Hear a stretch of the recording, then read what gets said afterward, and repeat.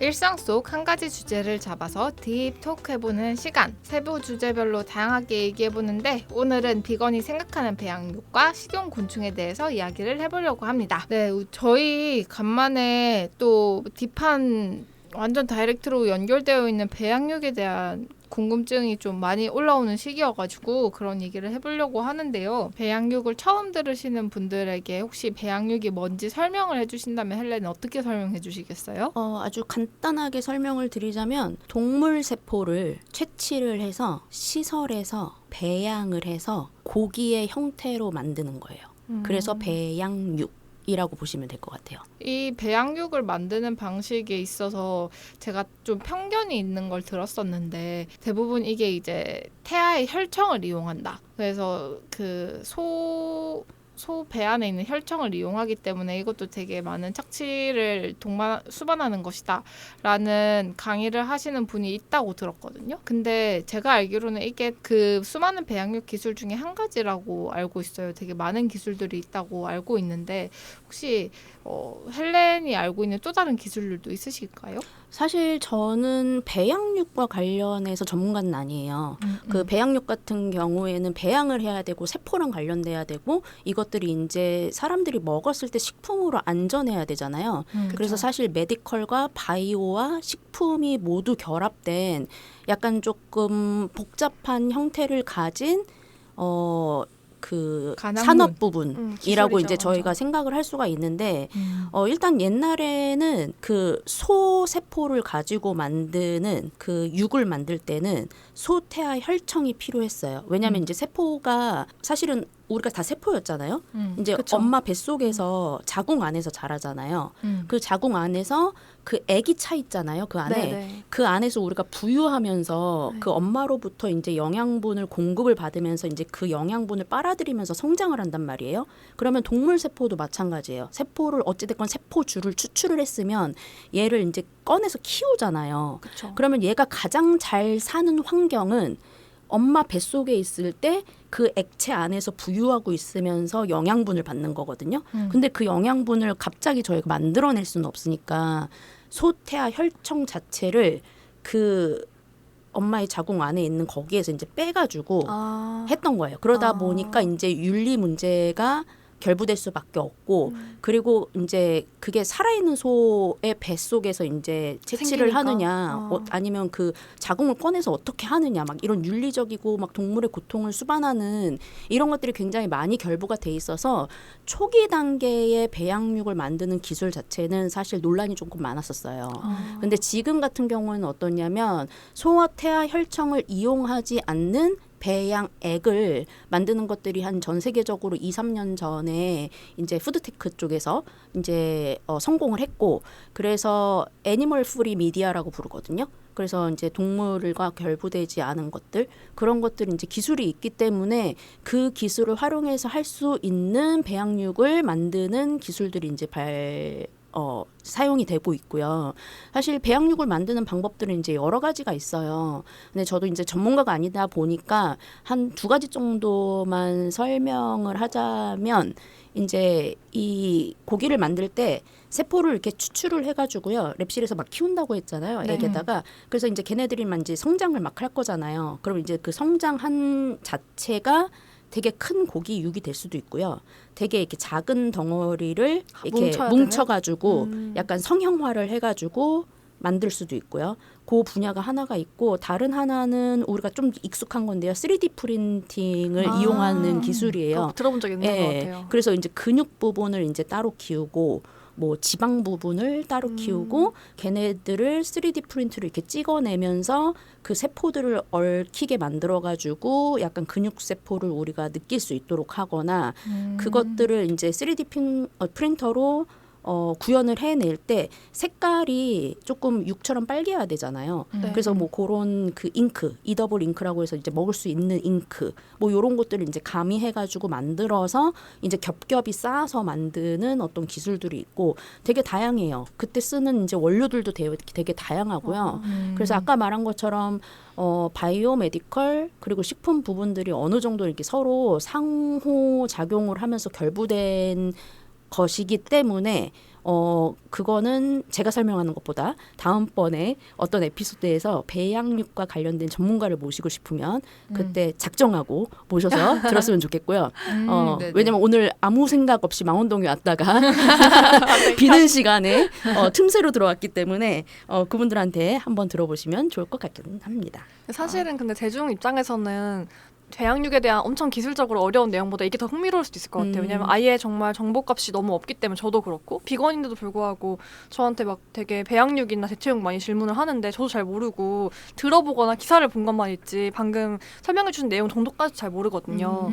저는 사실 배양육과 대체육을 되게 다르게 인식했는데 방금 3D 프린팅 얘기를 들으니까 이게 대체육에서도 많이 활용되는 기술이라고 옛날에 기사를 본 것 같아가지고 네. 어떤 측면에서는 대체육이랑 되게 비슷한 생산 과정이 있네요. 둘이 차이점이나 뭐 비슷한 점이 많이 있을까요? 일단 대체 식품이라고 부르는 거는 어떤 것을 대체하는 거잖아요. 그래서 그쵸. 되게 큰 카테고리고요. 아, 그 안에 이제 동물성 식품을 대체하냐, 뭐 어떤 기능성 식품을 대체하냐 이런 건 이제 또 다른 문제인 거죠. 근데 또 대체 식품 안에서도 동물성 식품을 이제 대체한다라고 했을 때 그럼 식물성 대체육을 만들 것인가 아니면 이렇게 동물의 세포를 활용해서 그 대체하는 배양육을 만들 것인가 뭐 이런 식으로 약간 조금씩 이렇게 세분화가 되거든요. 근데 이제 일반인들 입장에서는 사실 큰 차이는 없어요. 왜냐하면 마지막으로 먹는 음식이 그 고기의 형태가 될 거니까요.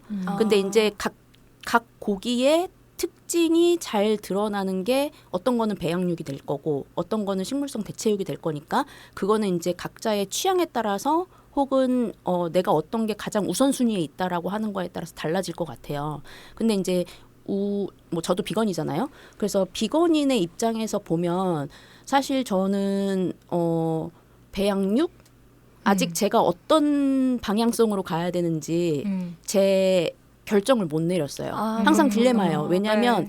기술이 이게 동물의 고통을 최소화하고 혹은 정말 미니멈하고 막 이렇게 되면 제가 나도 배양육 먹고 싶어 이렇게 될 수도 있거든요. 근데 지금 기술로는 사실은 어찌됐건 제일 처음 단계는 뭐냐면 동물 세포주를 가져와야 돼요. 그쵸. 근데 이제 이게 살아있는 동물에서 잘라서 가져올 것인가 그쵸.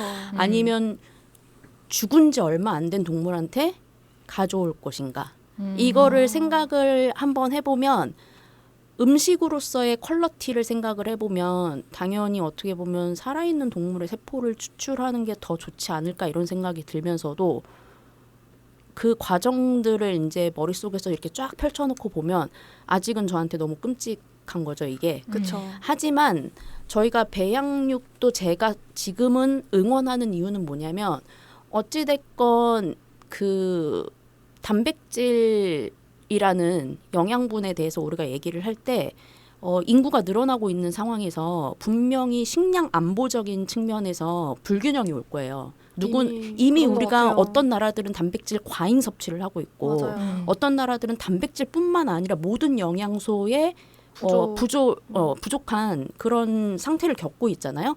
이게 앞으로 기후 위기가 계속 진행이 되면 될수록 그 불균형이 더 커질 거라고 생각을 하거든요. 그래서 우리가 인구가 폭발적으로 늘어나는 시점, 그 이후가 지나게 되면 우리는 이 단백질이라는 것에 포커스를 두지 않아도 식량 자원에 대해서 언젠가는 고민을 해야 되고 그렇다 보면 우리가 이제 굶어 죽거나 아사하는 게 막 옛날 막 1000년, 2000년 전 일이 아니라 이제 앞으로 일어날 또 다른 얘기거든요. 그런 거를 할 때는 다양한 식품군이 개발이 되어야 된다라는 거에 대해서는 저는 이제 동의하는 바이고요. 그러나 그것이 내가 비건일 때를 대입해서 본다면 아직은 잘 모르겠다. 하지만 기술들이 받쳐준다면 나중에라도 충분히 먹을 수 있는 이유가 되겠다.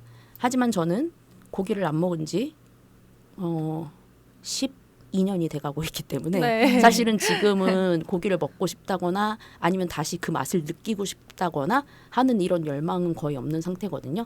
그래서 지금 상태에서는 사실 제가 하고 있는 거의 자연식물식이나 아니면 식물성 식품, 가공식품 나와 있는 걸로도 충분히 만족한다. 저는 사실 이야기하고 싶었던 저의 입장 거의 다 이야기를 해주신 어머나. 것 같아요. 사실 이제 비건들에게 공격적인 질문이라든지 아니면 순전히 궁금해서 단순하게 이런 식량 안보에까지 걱정을 하면서 물어보는 사람들은 많이 없잖아요. 그랬을 때 단순하게 비건의 입장은 어떤가라고 물어보면 그것이 동물의 권리를 신장하는 일인가 아니면 동물의 고통을 줄이는 일인가에 대해서 생각해 보게 되고 그랬을 때 전체적인 총량을 줄일 수 있는 일이다.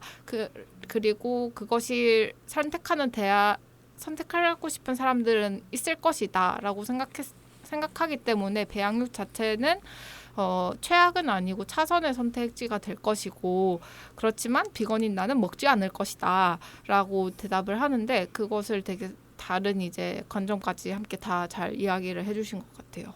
네. 그 우리가 모든 게 완벽한 건 없잖아요. 그렇죠. 그러니까 우리가 할 수 있는 것들의 최선을 선택을 할 수밖에 없는데 저는 뭐 제가 비건이어서 저는 지금은 안 먹겠다 혹은 앞으로는 먹겠다 이러한 선택이 사실 중요하다기보다 아무것도 안 하는 것보다는 뭐라도 하는 것들은 마땅히 응원받아 마땅하고 칭찬받아 마땅하다고 생각을 하거든요. 그래서 저는 그 동물의 컨섬션 그러니까 소비를 생명체가 아닌 어떤 음식, 특히 음식 이런 걸로 보는 관점이 바뀌었으면 좋겠다라는 입장에서는 그거랑 관련된 행동들, 선택들, 사업들, 활동들을 하고 있는 모든 분들을 응원합니다. 네. 그리고 방금 두 분 의견 다 너무 공감하면서 전 최근에 읽은 책이 이제 완벽함에 대한 반론이라는 책을 읽었거든요. 그게 정의란 무엇인가로 유명한 마이크 샌델의 책이었는데 제일 최근 책 중에 하나래요. 그게 왜냐하면 최근 한 10년간에 미국에서 가장 큰 윤리적이고 법 철학과 관련된 논의 중에 하나가 이제 그 인간 복제의 문제 그리고 동물 복제의 문제가 계속 대두됐다고 하거든요. 그러니까 어떤 기술을 생명 기술의 부분에서 인공 배아를 활용하면 되게 효과적으로 어떤 질병을 낫게 하는 연구를 할 수 있는데 인공 배아라는 게 아까 사실 말씀하신 대체육을 만들 때 맨 처음 가져오는 그 세포, 처음 씨앗 세포가 배아잖아요. 근데 그 배아가 이제 대체육 같은 경우는 동물들, 특히 우리가 많이 먹은 식용동물의 세포를 가져오는 것이고 이때 이제 그 미국에서 윤리의 그 싸움의 핵심에 있었던 것은 인간 배아였거든요. 근데 저는 몰랐는데 이 책을 읽고 알게 된 게 사실 점점 퀴어 커플도 많아지고 난임 부부도 많아지고 불임 부부도 많아져가지고 우리나라도 이미 그렇게 가고 있지만 해외에는 엄청 특히 선진국들은 굉장히 많은 불임 클리닉이 있고 냉동 배아 시스템이 엄청 커졌대요. 이미 그 엄청 큰 창고에 인간 냉동 배아를 다 가지고 있고 왜냐면은 배아를 하나 나오는 것보다 여러 개를 해놔야지 임신 확률이 높아지기 때문에 여분의 배아를 막 많이 추출하는 식으로 혹은 그거를 복제하는 식으로 이제 배아 하나를 복제해서 그걸 계속 임신 시도를 하는 시기거든요. 근데 그랬을 때 이거에 대해 윤리적인 문제가 되게 많았다고 하더라고요. 그래서 유럽 같은 경우는 아예 여분의 배아를 만드는 걸 금지하고 있고 미국은 그 금지를 안 해가지고 엄청 많은 냉동 배아가 생겼는데 이제 연구하는 사람들 같은 경우는 연구를 위한 배아를 만드는 게 윤리적이지 않다면은 이미 있는 쓰이지 않은 불임 부부가 쓰고 남은 그런 냉동 배아를 사용해서 연구를 하면 어떻겠냐라는 게 이제 관건이었어요. 어떤 법을 통과시키냐 마냐에. 근데 이제 거기에 대해서 윤리적인 문제를 막 많은 정치 철학자들이나 혹은 어떤 그런 재생산권? 뭐 인간의 생명이 얼마큼 어디까지가 생명으로 봐야 되는지 이런 논의가 있었던 거죠. 근데 샌델의 입장이 뭐였냐면은 사실 그 배아를 인간으로 보는 시선이 굉장히 약간 어떻게 보면 우리가 아까 말한 비건과 딴지거는 그걸 수도 있다는 식의 논의가 있었거든요. 저도 되게 공감을 많이 하고 이전까지는 대체육이 좀 더 불편했는데 오히려 이 책을 읽고 나서 어느 면에서는 배아라는 건 굉장히 세포일 뿐이고 사실 어떤 생명이랑 똑같다고 볼 수는 없는 거구나. 아무리 이 생명을 막 지켜야 한다. 막 이런 사람들이 반대하는 메시지로 많이 쓰는 게 배아는 생명 아니냐. 배아도 생명이 될 씨앗이기 때문에 똑같이 봐야 한다라고는 하지만 이제 그런 비유를 하더라고요. 누가 이제 반대로 제의를 할 때 불이 났는데 배아 20개가 있는 플라스크가 있고 어린아이가 있으면은 어린아이 한 명과 배아 20개 중에서 20개가 더 소중한 거냐라고 하면 아무도 그렇게 말을 못 하거든요. 이게 이제 어떤 감정적인 부분일 수도 있지만 윤리가 감정이랑 떼놓을 수 없는 문제이기 때문에 사실 이미 살아있고 고통을 느끼는 존재가 훨씬 중요한 거잖아요. 그럼 그 이미 살아있고 존재하고 고통을 느끼는 존재의 고통을 줄일 수 있다면은 배아를 활용하는 게 정말 윤리적으로 문제인가? 이런 생각을 반대로 하게 돼가지고 오히려 이제 그 논의를 보면서 저는 배양육에 대한 생각이 좀 바뀐 것 같아요. 이전에는 전 좀 불편했거든요. 배양육에 대한 질문을 받으면 어떤 면에서는 방금 얘기한 좀 차선일 수 있고 동물의 고통을 줄이는 어떤 큰 길에서의 브릿지 역할을 하거나 다른 선택지가 될 수 있지만 한편으로는 아무튼 수단화하는 거고 동물을 착취하거나 수단으로 만들고 동물의 세포를 먹는 건 똑같잖아. 인간 세포를 했으면 안 먹을 건데 비인간 동물의 세포라고 먹는다는 거야? 라는 게 저는 제 안에 논리가 있었는데 그 배아의 지위를 다시 생각해본 다음부터는 정말 배아를 착취하는 방식에서 동물 착취가 없고 고통을 줄일 수만 있다면은 지금의 방식의 도살장보다는 훨씬 낫지 않을까라는 생각을 하게 되었던 것 같아요. 우리가 알면서 바뀌는 시각들이 있잖아요. 맞아요. 근데 저는 지금 운나 PD님이 생각한 시각으로는 생각해 본 적이 없거든요, 사실은. 그러니까 예를 들면 좀 전에 말씀하신 게 인간의 세포를 키워서 육을 만들어요. 그래서 그걸 먹어. 그럼 안 그러면은 되죠. 우리는 인육을 먹는 거잖아요. 그렇죠. 최종적인 것들은. 근데 그러면은 인육과 배양육, 이제 뭐 돼지에서 온 거든 소에서 온 거든 해산물에서 온 거든 그런 거를 했을 때 이게 종이 다르다고 해서 그러면 먹지 말아야 되는 육과 먹어도 되는 육이 또 나눠져 있느냐 이런 식의 생각은 저는 해본 적이 없어요. 근데 지금 갑자기 그 얘기를 들으니까 이게 굉장히 생각해 볼 만한 주제다라는 생각이 들고요. 사실은 우리가 지금은 그렇게 생각하지 않았다 혹은 과거에는 그렇게 생각하지 않았다 앞으로도 영원히 그렇게 생각하지 않을 거라는 게 아닌 거잖아요. 그렇죠. 우리가 알면 알수록 발견해내면 발견해낼수록 이런 논의를 많이 하면 할수록 조금씩 지금 정리해 나가는 단계라고 생각을 하거든요. 왜냐하면 이 학문 분야와 이 식품 분야와 이 테크 분야가 완성형이 아직 아니기 때문에 매일매일 그래서 바뀌잖아요. 이것들을 좀 이렇게 얘기를 하면서 계속 발견해 나가면 좋겠다. 약간 이런 생각이 든 것 같아요. 그래서 사실 이제 은나 이야기를 듣고도 사실 재생산권은 비건 페미니스트들에게도 되게 이슈였고 퀴어 퍼레이드에서도 재생산권 이슈 때문에 뭐 성명을 내는 일들도 있었는데 낙태는 찬성을 하면서 어쨌든 그 인공배아에 대해서는 또 첨예한 이슈로 대립하고 있는 게 지금 어쨌든 인간 동물의 시각에서 계속 그것을 바라보고 있기 때문에 오는 계속 딜레마인 것 같다는 생각은 들고요. 그리고 은나 PD가 얘기를 하기 전에 사실 헬렌이 말했던 게 결국에는 배양육 자체가 그것의 결과물이 어쨌든 고기로 소비되기 위함인 거잖아요. 네. 인간의 배아 같은 경우에는 하나의 인격체로 기르기 위함이고 그랬을 때 되게 여전히 그 안에 있는 종차별적인 시야 자체는 바뀌지 않았다는 점에서 저는 그러니까 차악이라는 생각은 좀 변하진 않는 것 같아요.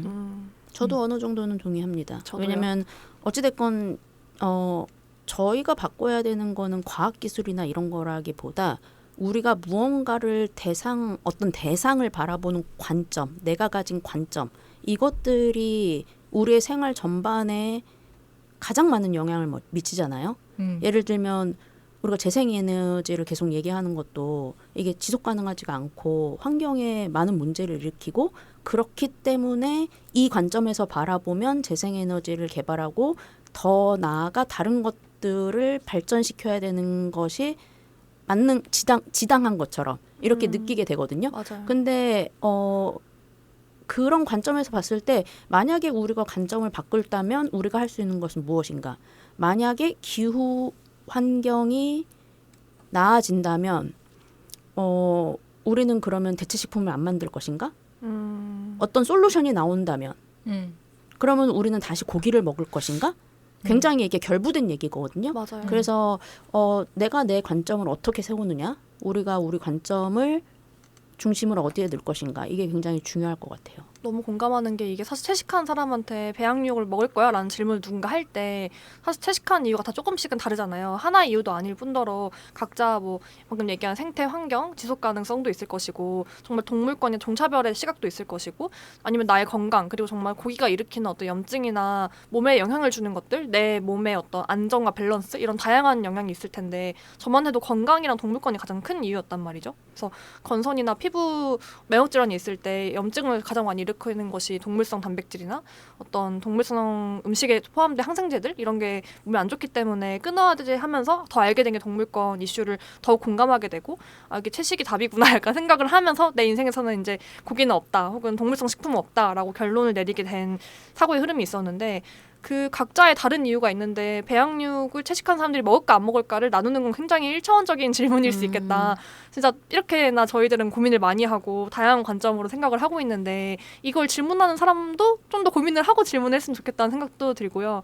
또 한편으로는 또 궁금해지는 것 중에 하나가 아직 저한테는 좀 배양육은 대체육에 비해서는 멀게 느껴졌거든요. 대체육은 국내에 이제 브랜드 되게 많이 나왔고 제 냉동실에도 있고 막 친구 선물해주기도 하고 먹잖아요. 근데 아직 배양육은 그렇게 많이 본 적이 없는 것 같은데 국내에도 생산이 많이 되고 있는지 혹은 기술 투자가 많이 되고 있는지 이런 좀 흐름도 궁금한 것 같아요. 그 배양 기술을 이용해서 육을 만드는 회사들은 이제 보통 스타트업 위주로 이제 되어 있는데요.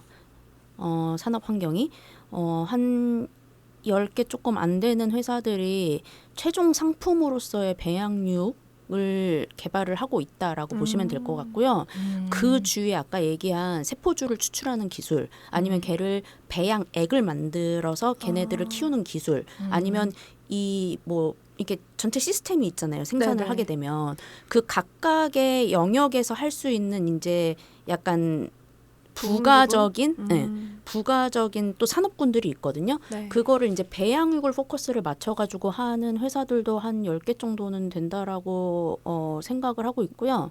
제가 요즘에는 리서치를 열심히 안 해가지고 근데 제가 생각하기에는 한 20여 그 회사들이 이 배양육 기술과 관련된 것들을 산업군에서 지금 하고 있다. 네. 단지 이것들이 아직 배양육으로서 우리가 보지 못하는 이유는 1번 상업적으로 스케일업, 그러니까 배양을 하려면 시간이 걸리잖아요. 그렇죠. 우리가 발효를 할 때 시간이 걸리는 것처럼. 그래서 이제 배양육 같은 경우에는 시간이 걸릴 수밖에 없어요. 세포가 커야 되기 때문에.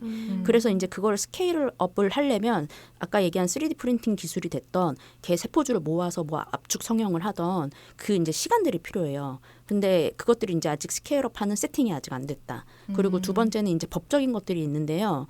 작년에 그리고 올해 초에 다시 이제 한시적 이제 배양육을 원료로 사용하는 식품에 대한 한시적 이제 가이드라인이 나오기는 했어요. 근데 그걸 이제 신청을 하잖아요, 회사가. 네. 그러면 그걸 심사를 하고 패스되는 기간이 한 270일인가 정도 걸릴 거예요, 아마. 그러면 거의 1년을 거의 다 써야 그러네요. 되거든요. 네. 그리고 그걸 할 때 거기에 또 들어가는 테스트들이 있어요. 그렇죠. 안정성 같은 걸 네. 평가하는군요. 네, 그 안정성 테스트에 사실 동물 테스트도 들어가 있습니다. 아이고. 지금 상태에서 어쩔 수가 없어서 그렇게 하기는 아이고. 하는데 어찌됐건 그것들을 이제 다 하게 되면 또 이제 1년이 걸리겠죠. 그래서 올해 신청한 혹은 작년 말에 먼저 신청한 회사들이 있다라고 해도 그리고 상용화 기술이 갖춰졌다라고 하더라도 이제 이것이 이제 실질적으로 저희가 맛을 보거나 아니면 실제로 사 먹을 수 있는 거는 2025년 이후가 될 것 같고요. 네. 뭐 싱가포르나 뭐 어떤 일부 국가의 어떤 일부 주에서는 상용화가 돼서 먹어볼 수 있는 기회가 이제 법으로 이제 패스가 돼서 사실은 먹을 수는 있었거든요. 근데 지금 싱가포르 같은 경우에는 팔고 있지 않고 있다고 제가 들었고, 뭐 근데 이제 앞으로 조금씩 더 많이 나올 것 같아요. 그래서 조금 시간이 걸린다. 한국은 약간 후발주자이기 때문에 장점은 전에 먼저 시작했던 다른 나라들의 그 가이드라인이나 그 상용화 시점 이런 것들을 조금 이렇게 참고하기가 좋다. 이제 단점은 후발주자이기 때문에 어느 정도는 그래도 조율할 시간들이 필요하고 이게 기술이 다 됐다라고 해서 소비자들이 괜찮다라고 받아들이는 것은 또 다른 문제이거든요. 맞아요. 그래서 그때까지 이제 걸리는 시간들 이런 거를 조금 봐야 될 것 같아요. 사실 그 식물성 대체육만 하더라도 저도 비건 되고 그런 게 있는 줄 알게 됐고 그 전엔 관심이 별로 없었고 비건 된 다음에서도 주변에 비건이 아닌 친구들이 오히려 저한테 물어보더라고요. 어떤 친구들은 자기 어디서 주워 들었는데 어디서 들었는데 식물성 대체육이 무슨 호르몬 문제가 있다던데 라든지 아니면 뭐 성분이 너무 불균형하다던데 가공이 많이 돼서 안 좋다는데 뭐 이런 약간 하더라 이런 오해들이 되게 많은데 이게 이전에 없던 정말 대체 식품이라는 게 이전에 없던 다른 성분으로 이 성분을 대체해서 상태에서 그 모양으로 보여주는 거기 때문에 반감이 조금씩 다 있는 것 같거든요. 근데 이제 정말 세포로 만들었다고 하면은 아무리 뭐 국내 옥자 같은 영화가 나왔었고 다양한 그런 기술에 대한 관심이 되게 큰 편이잖아요. 우리나라는 새로운 기술 나오면 다 궁금해하고 하더라도 얼리어답터가 있다고 해도 약간은 대중적으로는 불안감이나 좀 저어하는 마음이 확실히 있을 수도 있을 것 같아요. 약간 배양육이랑 관련해서 그래서 펫푸드로 먼저 접근하는 회사들도 이제 몇 개가 있어요. 국내에도 있고 이제 해외에도 있고요. 왜냐면 이제 사람이 먹을 때는 이게 왜 배양육을 왜 먹냐라고 할 때 식량 안보 문제 뭐 어쩌고저쩌고 이런 걸 다 떠나서 결국은 만약에 고기를 먹어야 되는데 고기가 공급이 안 되는 시점에서 최대한 고기 같은 걸 먹고 싶은 거거든요. 근데 인간이 먹을 때는 고기를 막 갈아서 먹는다거나 이런 형태는 이제 어떤 음식들이 있지만 대부분 사람들이 고기를 좋아하는 이유는 이게 이렇게 큰 고기일 때 거기서 느껴지는 여러 가지 식감이나 풍미, 뭐 맛, 뭐 지방의 맛, 막 이런 여러 가지 복합적인 것들이잖아요. 그것을 느끼려면 이제 식물성 대체육보다는 배양육이 동물세포에서 왔기 때문에 더 유사하다. 약간 이런 이제 스탠스가 있는 거죠. 근데 펫푸드로 이제 접근하는 입장에서는 보면 우리가 이제 우리의 반려동물한테 주는 식량들이 약간 좀 비슷하잖아요. 그렇죠. 이미 어떤 성형화된 건조푸드 아니면 이제 갈아져 액체화된 있는, 어떤 푸드 뭐 이런 것들이란 말이에요. 그러면 그 친구들이 먹는 그 원료의 양이 인간이 섭취하고 싶은 청크한 양보다 훨씬 적어요. 그러다 보니까 되게 조금 양이 들어가는 거죠. 전체 양에 비해서. 왜냐면 다른 영양소는 다른 걸로 또 채울 거거든요. 그리고 어떤 일부만 이 배양육이 육고기에서 온 배양육이냐 아니면 조류 쪽에서 온 배양육이냐 아니면 그 해산물 쪽에서 온 배양육이냐에 따라서 다르겠지만 그 양들이 조금 적기 때문에 펫푸드로 진입하는 게 식품 안전적인 문제나 건강적인 문제나 혹은 그 가격을 낮추는 문제나 시간이 조금 줄어드는 문제나 여러 가지 장점이 있어서 펫푸드로 접근하고자 하는 회사들도 있다. 약간 산업적인 이유로 들리긴 하네요. 네. 근데 이게 비건들에게 들리기에는 또 어쨌든 불가피하게 나의 이제 반려동물에게 먹이를 주어야 할 때 그들에게 같은 음식을 주는 것이 되게 불편할 수 있잖아요. 심지어 우리는 맨날 다 맛있는 거 먹고 있는데 그랬을 때 어떠한 대안적인 선택이 될 수 있겠다라는 생각도 드네요. 저번에 한번 얘기한 적이 있었는데 네. PPD가 그런 말 했었거든요. 그러니까 사실 비건들 대체육 배양육을 먹고 싶다기보다는 배양육이 필요한 이유로 어떤 비건이 찬성했던 이유 중에 하나가 고양이를 키우는데 고양이는 기본적으로 잡식동물이 맞고 동물성 단백질이 몸에 나쁘지 않은데 인간한테 뭐 안 좋을 수도 있지만 근데 이제 그랬을 때 배양육이 있다면은 도살된 동물보다는 배양육을 선택하고 싶다. 그러니까 이런 보호자들이 있었어가지고 그런 부분들도 좀 유의미하게 들리는 것 같아요. 저도 어느 정도 동의는 해요. 저도 이제 길냥이 출신의 저희 이리와를 같이 동거를 하고 있는데요. 지금 제가 먹이고 있는 이리와의 음식은 동물성 사료가 맞아요.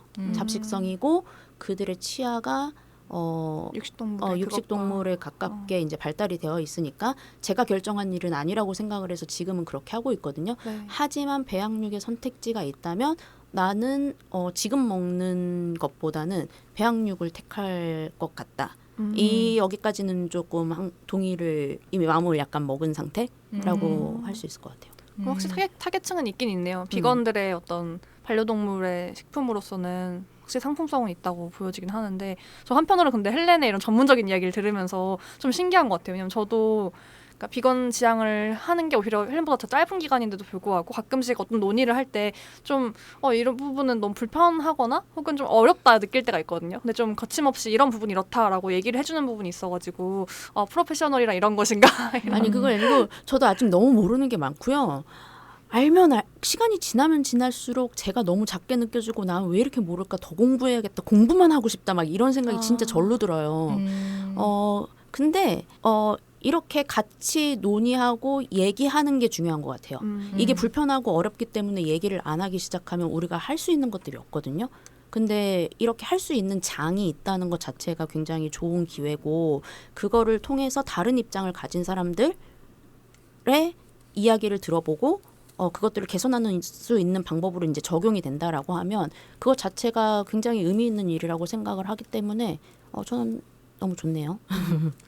저 근데 한 가지 정정을 하고 싶은 게 싱가포르에서 배양육 구매를 다시 허용을 해가지고 2024년 5월에 나온 기사를 제가 봤거든요. 따끈따끈한 기사네요. 허용을 안 한 게 아니라 음. 팔고 있었는데 잠깐 생산을 중단한 거예요. 금지된 건 아니고. 네, 금지된 게 그래서 아니라 못 법은 이미 산다고. 통과가 돼서 팔고 있었어요. 근데 이제 회사에서 이제 납품을 해야 그 레스토랑이 조리를 해서 팔잖아요. 네네. 그래서- 근데 이제 그 납품 상황이 약간 뭔가 원활하지 않아서 팔고 있던 레스토랑에서 이제 잠깐 중단하고 있었다. 그래서 구매가 불가능하다고 하신 게 네. 이제 법이 근데- 불가능한 건 아니었군요. 근데 저도 그게 몇 달 전이기 때문에 아마 삐삐님이 찾으신 게 최근 거면 맞을 거예요. 근데 법과는 관련이 없어요. 그래서 지금 뉴스를 제가 좀 보고 있는데 그 뉴스에서는 그 자기 굿밑땡이라는 자사의 배양육 제품의 소비 판매를 결정했다라고 해서 약간 공급망의 문제인 것 같기는 네, 하네요. 맞아요. 공급망의 문제였어요. 네. 그래서 법은 이미 패스가 돼서 상용화를 하고 있었고 치킨 너겟 하나에 몇 불이라고 그랬지? 20 몇 불이라고 그랬나? 굉장히 조금 비쌌는데 보려고 대기하는 분들도 그때 당시에는 계셨다. 기사에서는 2024년 현재 기준으로는 120g에 7,270원 정도. 많이 엄청 싸졌네요. 그래서 날이 가면 갈수록 이게 제가 어렸을 때 봤던 뉴스가 막 그 배양육 패티 하나가 33만 달러여가지고 세상에서 제일 비싼 햄버거 이런 식으로 기사가 났었는데 이제 기술이 되게 많이 올라왔다라는 생각도 드네요. 그 2013년이었나? 네, 맞아요. 맞아요. 기사가 보니까 네덜란드에서 뭐 3억이었다고 그랬나? 그랬던 것 같아요. 그런 막 사진 봤던 거 사진이랑 기사에서 이렇게 쭉 앉아가지고 요만한 작은 조각에 막 진짜 손톱만한 조각을 딱 한 입씩 먹는데 그게 막 엄청 비싸고 막 그런 어떤 그것도 일종의 마케팅 행사였겠죠. 이제 그런 행사를 봤던 기억이 나네요. 저희 오늘 사실 하고 싶은 이야기 중에 대체 식품 중에 그중에 곤충을 어떻게 할 것이냐에 대한 이야기를 좀 더 하고 싶었는데요. 벌써 저희가 마무리를 해야 할 시간이 되었습니다. 그래서 저희가 이야기하고자 하는 바는 사실 곤충이더라도 크게 다르진 않았을 것 같고요. 그래서 나중에 좀 더 필요하다면 이 이야기를 좀 더 같이 해보도록 하겠습니다. 오늘 대체육에 대해서 이야기를 해봤는데요. 팟캐스트 팟빵에서 보고 관련한 댓글 남겨주시면 저희가 다음에 방송에서 읽어드리니 많은 참여 부탁드립니다. 원하시는 주제나 감상 후기 등 자유롭게 남겨주시면 감사하겠습니다. 네, 비건먼지는 이렇게 라디오 팟캐스트 외에도 유튜브와 인스타로도 여러분 만나고 있어요. 최근에는 저희 비건먼지 멤버들 인터뷰한 영상들이 많이 올라갔는데 관심 있는 분들은 봐주시고 댓글 남겨주시면 감사하겠습니다. 네, 이번 회차가 마음에 드셨다면 자율 후원이 1,000원부터 가능하니까요. 인스타그램에서 저희 메인 배너 보시면 후원 방법 나와 있습니다. 그렇게 자유롭게 후원해 주시면 저희 지속적인 창작에 도움이 됩니다. 비건먼지와 협업과 광고를 하고 싶으신 분들은 인스타그램 DM 또는 piart33@gmail.com 연락 주시면 감사하겠습니다. 그럼 저희는 월요일 저녁 10시 마포 FM 팟빵 팟캐스트에서 만나고 오늘 함께해 주신 헬렌님 너무 감사합니다. 감사합니다. 네, 다음 주에 만나요. 안녕.